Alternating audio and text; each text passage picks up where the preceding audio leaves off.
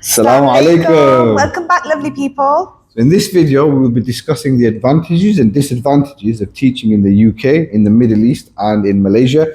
And we also want to share our experiences as parents as well, with our children going to schools in these regions. Yeah, and I think just please keep in mind that these insights are based on our personal experiences. So others may have different and varying perspectives depending on the specific school or area that they taught in as well. So let's start off with the advantages of working in the UK. Not very many, but we'll mention a few. Schools in the UK have very high standards and they are very well established, and the resources are great. We felt that our kids really developed whilst they were there through early years in Key Stage 1. They built good foundations in numeracy and literacy. The professional development opportunities are great as well. Training, using evidence-informed practice, and career development could also be an advantage in UK schools. I think also cultural diversity. Schools in the UK often have a diverse student population, and it provides such a rich cultural experience for some teachers as well. I feel like the competitive salary and benefits are quite good in the UK as well. Increments are generally based on performance-related pay. Could be an advantage or disadvantage, but I think mainly an advantage. And there's a great teachers' pension scheme as well. So if you're wanting to retire there, it's a great way to save as well. Yeah. All right, so moving on to the disadvantages of the UK. Oh, where shall we start? We could be all day here, right? But we'll keep it short.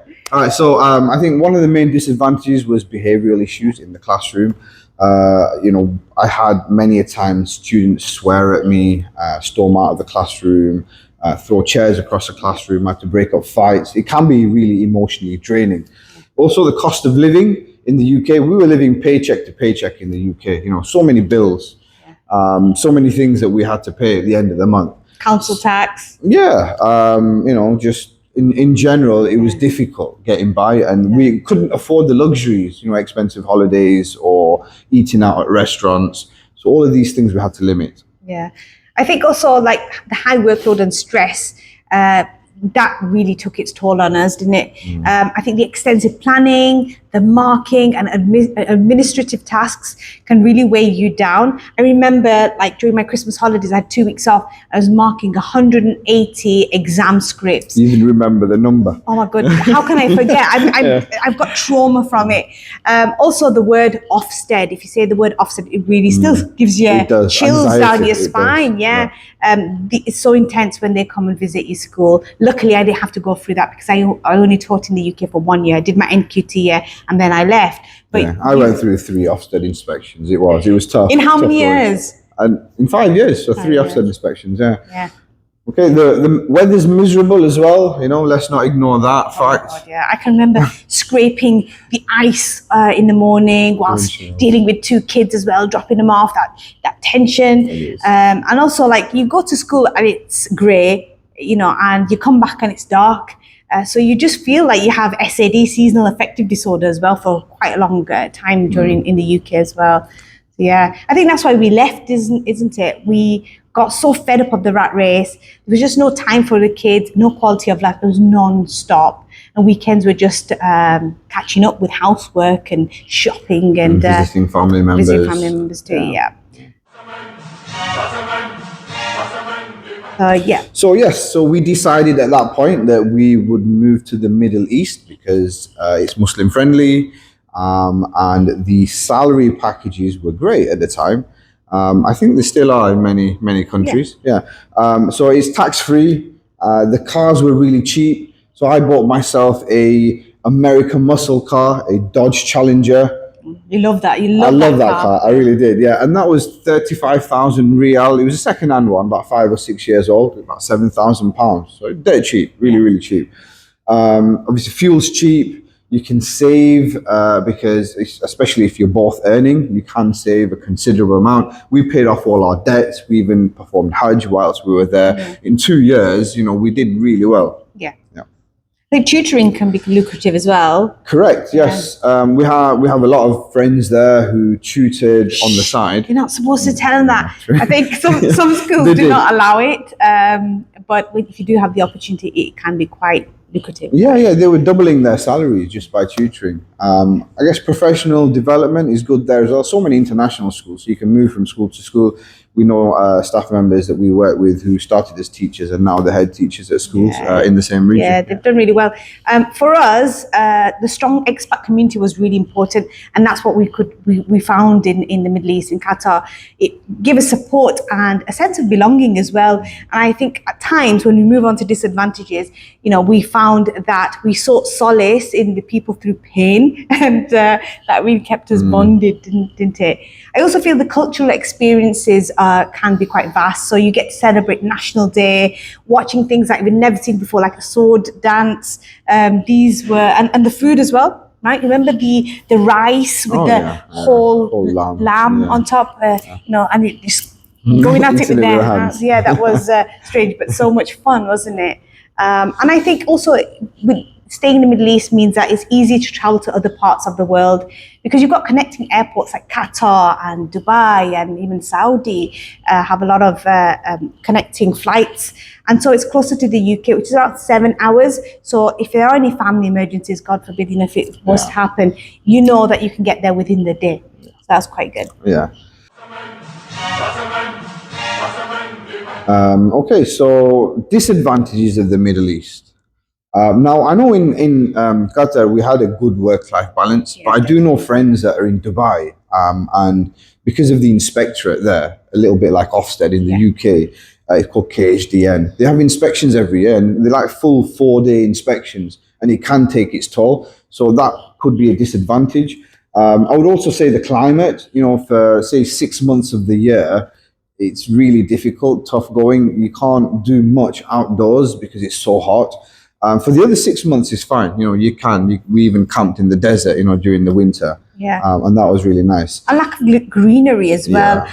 You don't realize the impact that greenery can have on your well-being. And just seeing some trees, it just makes you feel a lot better. And you don't see much of that in the Middle East. In Qatar, we didn't see much of that. But when I suppose in Dubai, you've got the plastic ones. Well, yeah, it's artificial, but you do see some greenery. Yeah.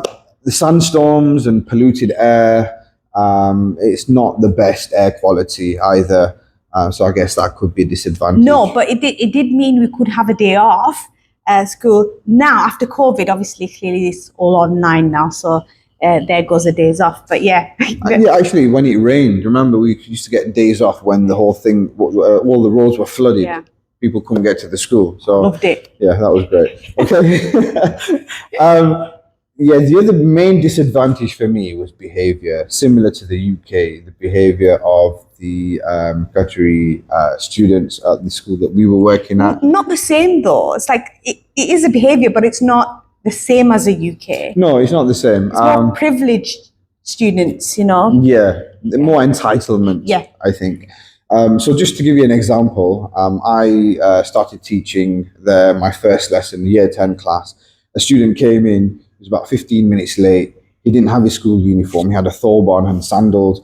He walked straight past me, didn't greet me, didn't say hello, went straight to the back of the classroom, sat down on his chair and put both of his feet on the table. I couldn't believe my eyes.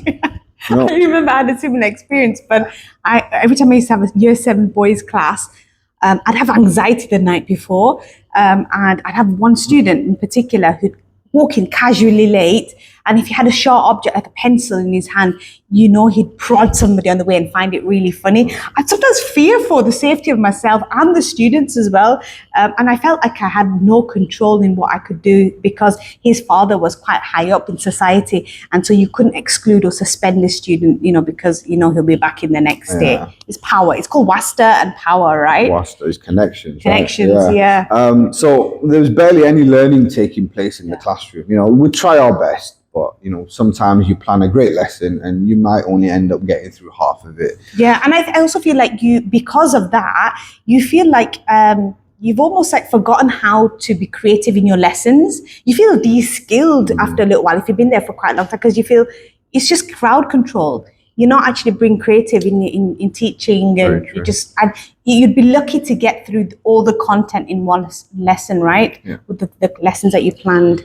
Yeah, so whilst we were there, we realized that the best way to control behavior there is to build those relationships and build that rapport with the students, really get to know them.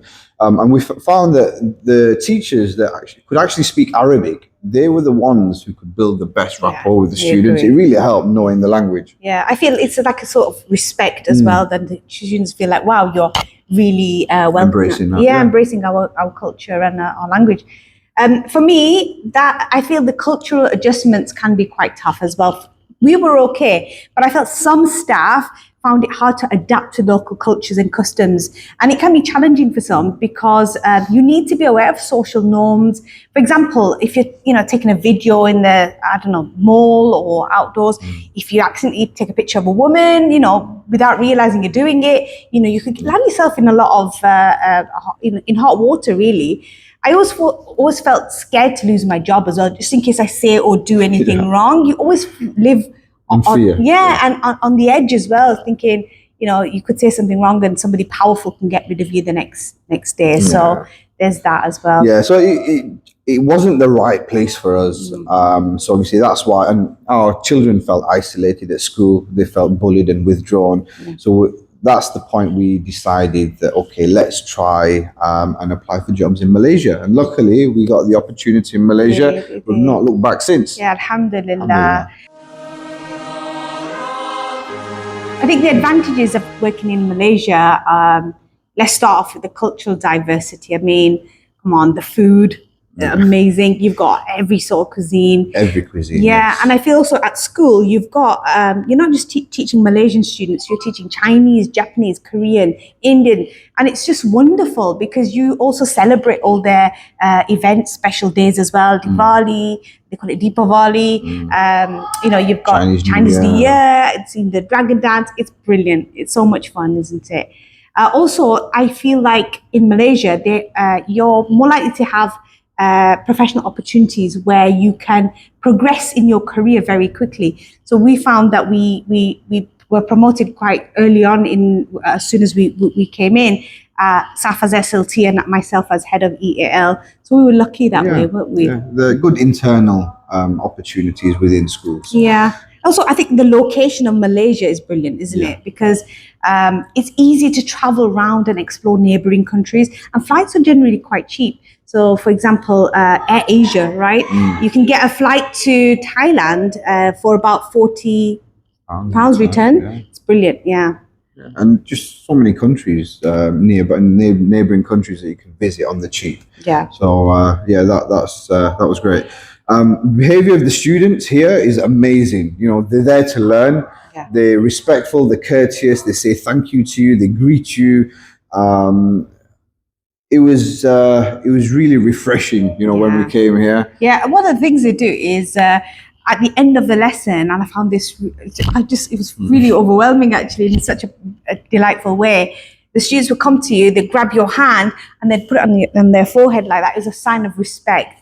And that was just a wonderful practice, wasn't it? Yeah. Even our kids as well, because of the great work ethic of the students here and their mannerisms and their character, our kids have developed that character and that work ethic. And the opportunities that they've had at the school as well, like public speaking opportunities, being the MC in assemblies, going to Model United Nations conferences, acting on stage, all of these have really built their confidence. Another advantage would be the cost of living. It is really cheap to live here. The food is cheap. Obviously, you can find expensive places and cheaper places, but you could eat for as less as 50 pence. You can have a meal. Good roti canai. Yeah. Obviously, we don't do many of those. I wish we did more of those, but my family, they fancy the... Stop eating steak then. They fancy going to the restaurants in the malls, which are a bit more expensive. The work-life balance has been great here as well. I hardly take work home. That's true. You can, but obviously it'll be a choice, isn't it? You can actually switch off after you finish school and just enjoy time with your family, go out. And,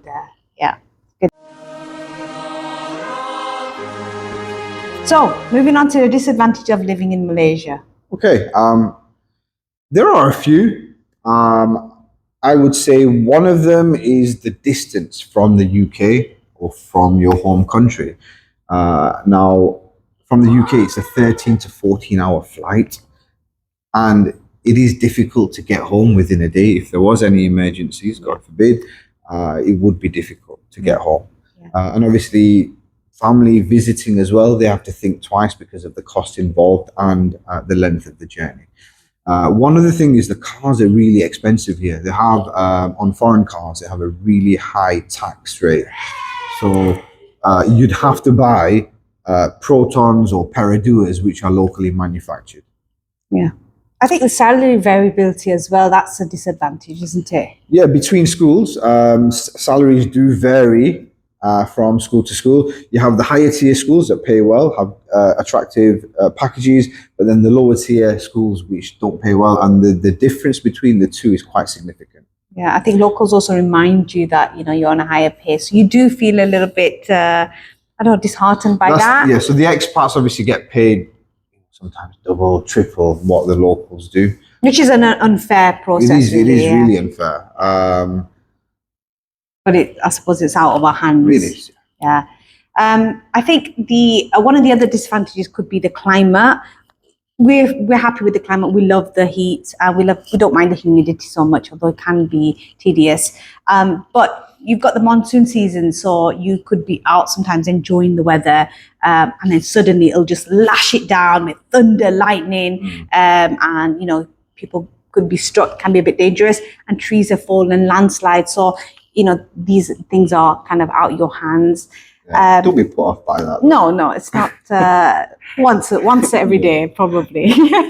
If lucky. Yeah. And I think also I find that the parents are very exam focused here. They want their child to be spoon fed the information, and I find that the inquiry based learning is something that they don't actually warm to so much. Parents can also be very competitive, can't they? They want to know the grades. It has to be an A. And that can be quite unfair on some of the students. It's good for my kids. It pushes them so I don't have to think other kids doing that. It does tire a lot of the students out. They have to do tutoring after school. Yeah. You know, some of them up to like 10, 11 o'clock at night. That's true. And they're yawning the next day in their class. They're so tired. Yeah, because they work so hard. And sometimes with these unreasonable expectations, it's tough on students who, special needs students as well. I think autistic students, and you know, because it's like, no, they're going to be a doctor, they're going to be a lawyer, and you know, they're just unreasonable expectations. So that can be quite, you know, a disadvantage. Another thing is more competition for jobs due to lack of positions for expats. So a lot of people kind of contact us from the UK saying, you know what, how can I find a job in Malaysia? And middle tier and lower tier schools mainly employ local staff, as it's a lot cheaper.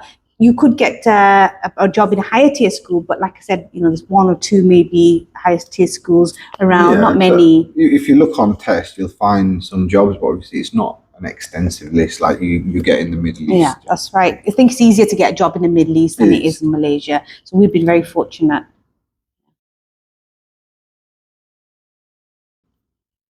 So to summarize, before you make a decision as to where you would like to move to, it is really important to consider personal preferences, career goals, and adaptability when choosing where to teach and work.